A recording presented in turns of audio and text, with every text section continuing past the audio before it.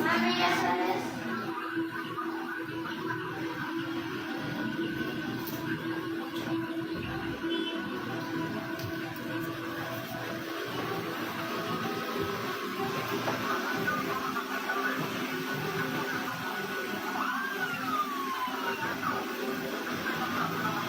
Cochina, ¿qué haces en la cama?